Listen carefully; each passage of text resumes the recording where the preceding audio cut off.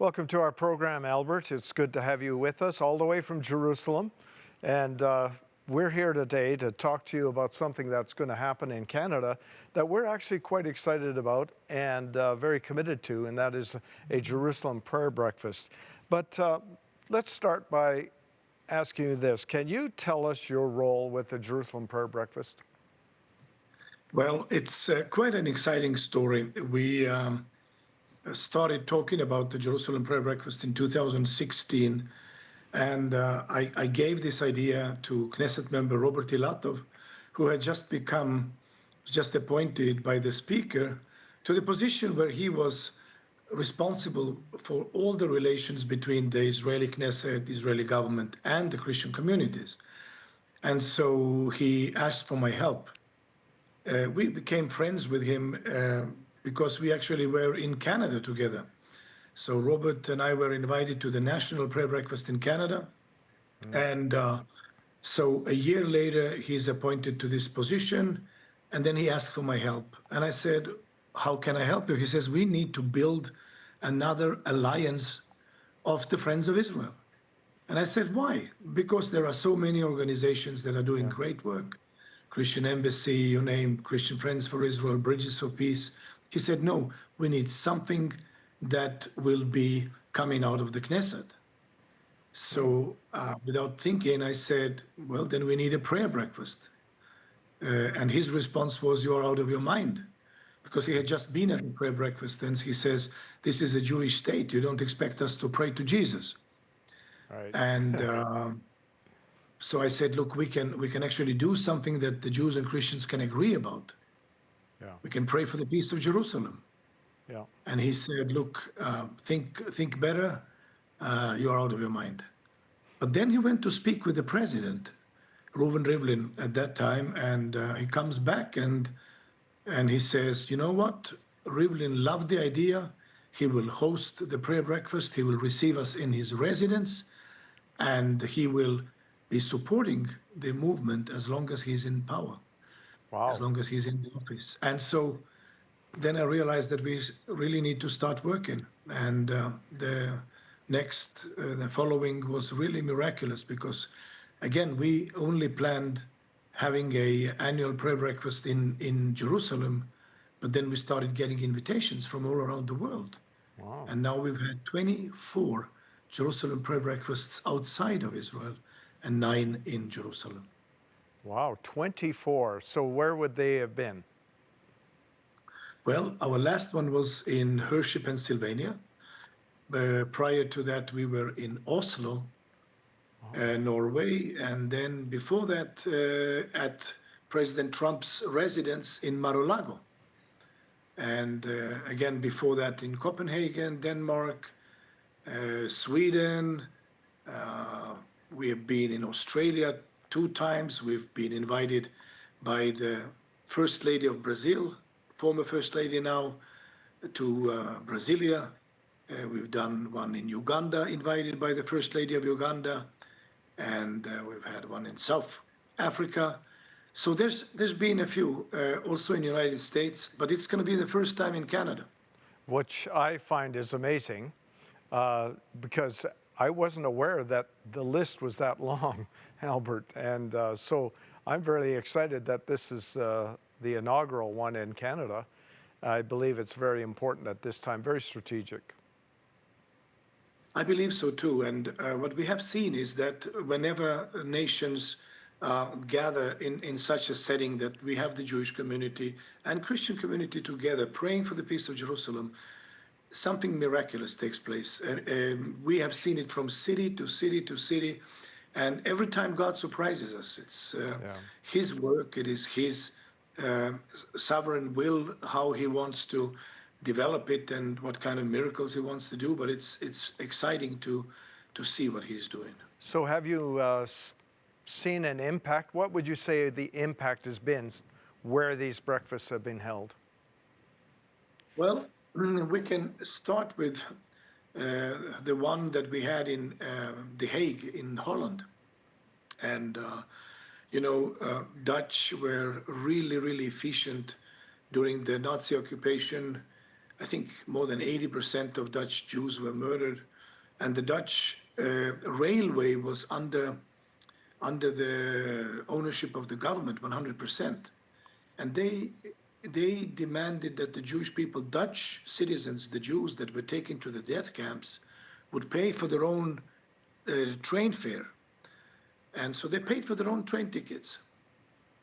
So, long story short, we were invited by Eppo Branch, a member of parliament, to the Parliament building in The Hague, to the very special hall, which is called the Knights Hall, where the king only actually speaks and addresses the nation annually. And as we were there, as we were praying together, there were several very powerful moments. I remember one in particular when our organizer, Jack van der Tang, read from Isaiah 42 and said, my people is robbed and no one says give back.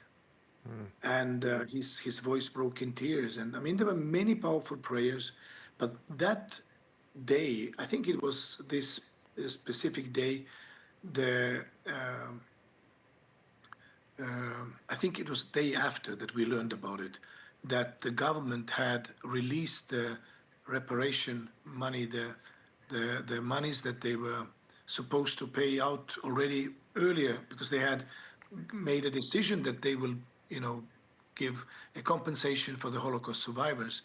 But now they had been waiting and waiting and waiting, and suddenly on the prayer breakfast day, they released the money, and we're talking about tens of millions of euros to the survivors and their descendants.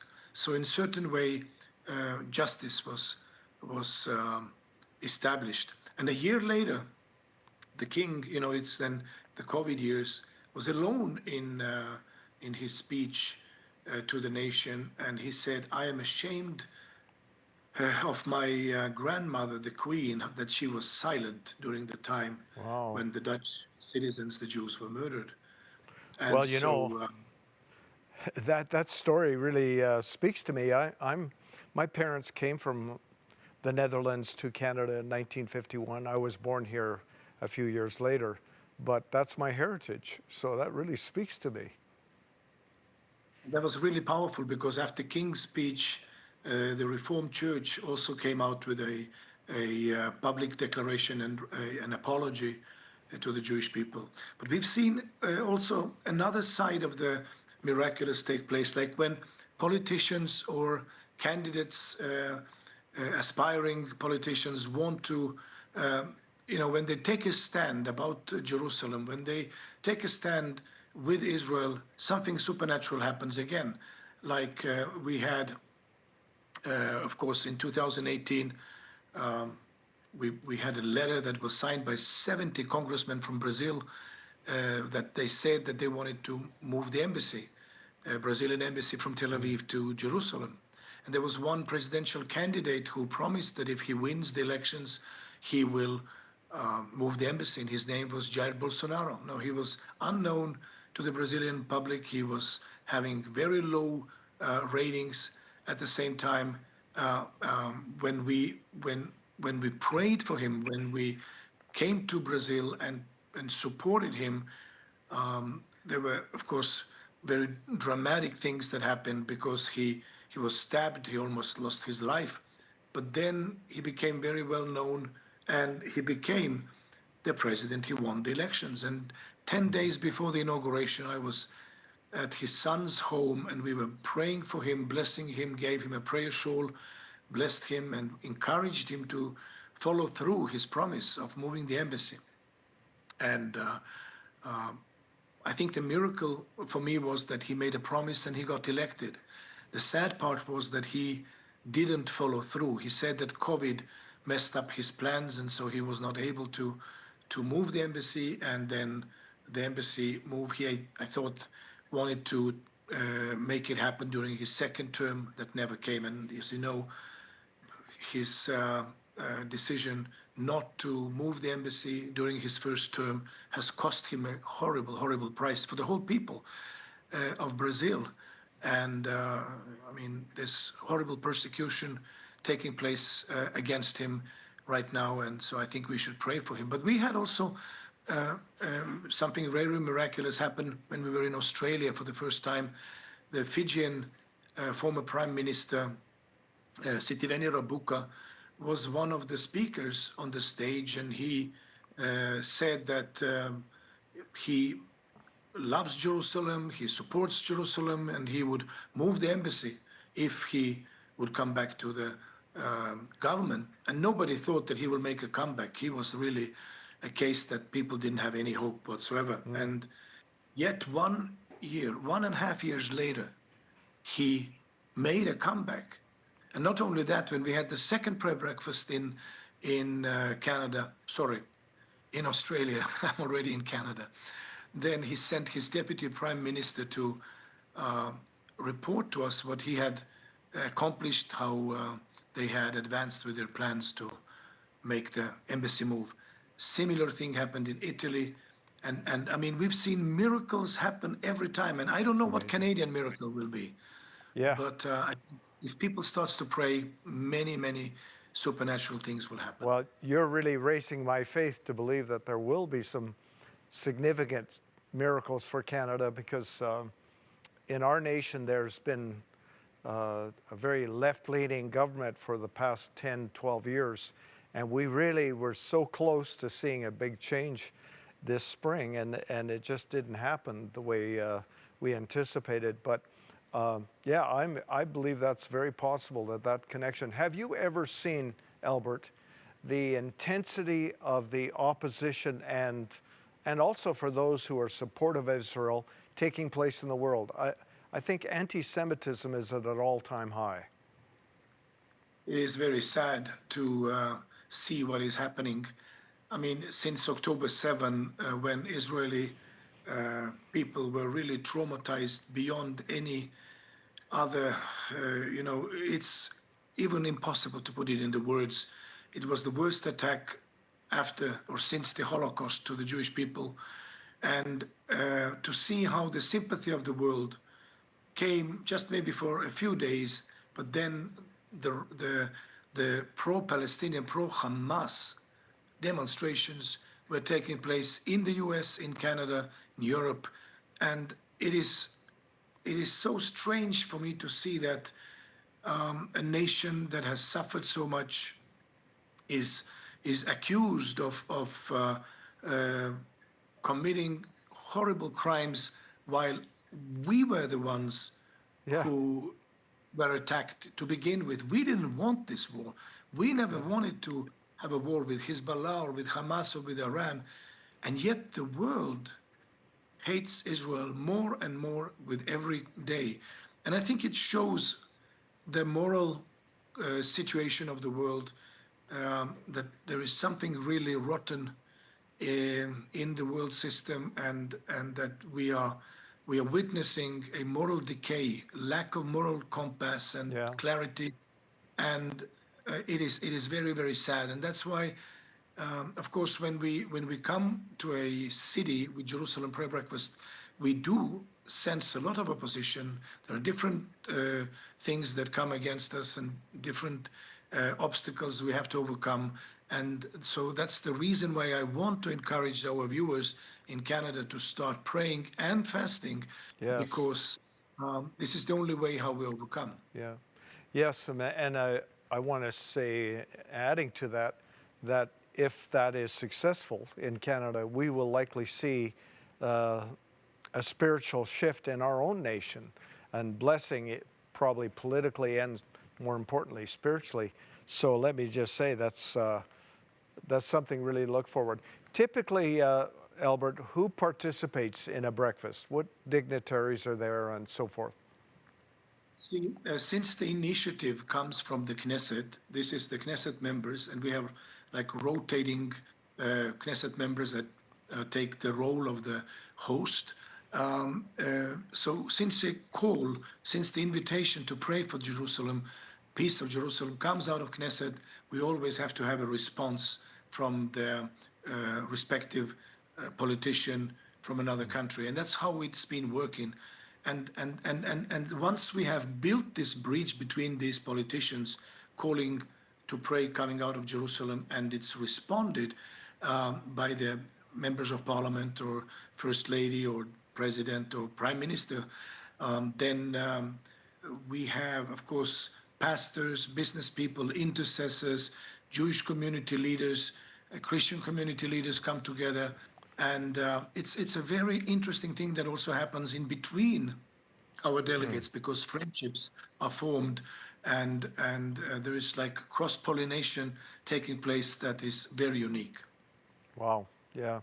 So let's talk about our Canadian prayer breakfast that's scheduled for sometime in October, 15th, 16th, I believe. Yes, and we have already got the agreement with the venue. We will announce it to all those who receive the invitation. Of course, we want people to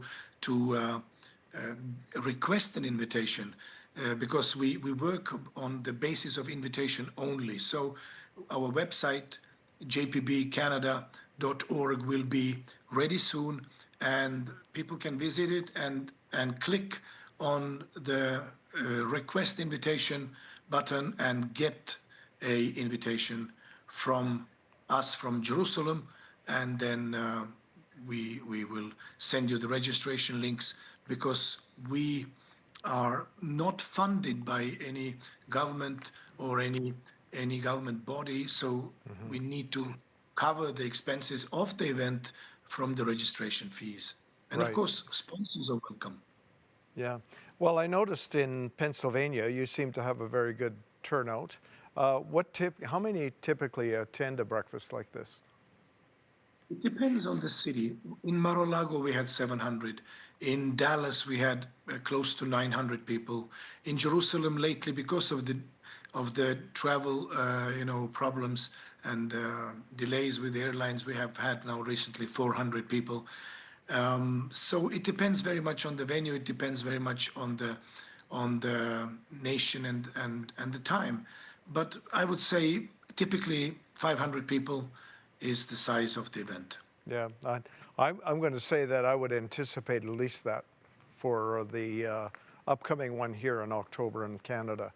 I know there are a lot of folks, a lot of ministries that very strong support, including ourselves, through all of our years of ministry, over 40 years, but media ministry for 30 years. We've been very vocal about supporting Israel.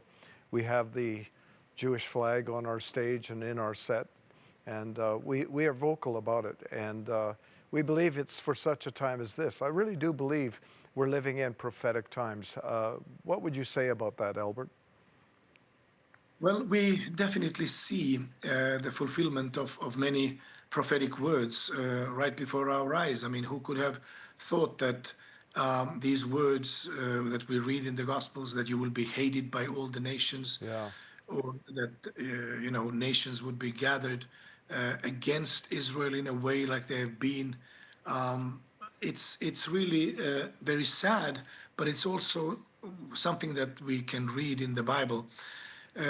Moreover, you can see, of course, in Matthew 25, the Lord said that when he comes back and sits as a king on the throne, will gather all nations before him, and he will judge the nations. Now, we are not so familiar with this idea of the judgment over the nations because yeah, we think of individual yeah, salvation.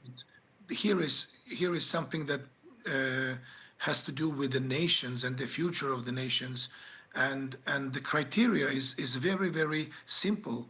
He says to those on his right hand that you have fed me when I was hungry, you had clothed me when I was naked, you visited me when I was in prison. And then when they ask him, when did that happen? He said, what you did to one of my least brethren. Now, let me remind that when he said these words, there was no church yet. yeah, So his least brethren were his Jewish brothers and sisters. So he also spoke to his Jewish disciples. And so it is very clear that the very same criteria that we read in Malachi, or we read in Book of Joel, or that we read in the Book of Obadiah, that the way how the nations treat the Jewish people. And I mean, we are again seeing it. The nations are taking a stand. You can take a stand on the right side of the history. You can take a stand on Yeah. the wrong side of the Yeah. history. And he says the nations will be judged. And so we want to Right. see Canada become a sheep nation. We want to see how Yes. this beautiful country, oh Canada, Yeah. would Well, really you're see speaking. God's blessing. You're speaking my language. I want to see Canada blessed as well. Thank you for being on the program today. We're going to put up the information for the Jerusalem Prayer Breakfast left at the remainder of the program. But thank you, Albert, for joining us from all the way Jerusalem. Thank you so much for having me.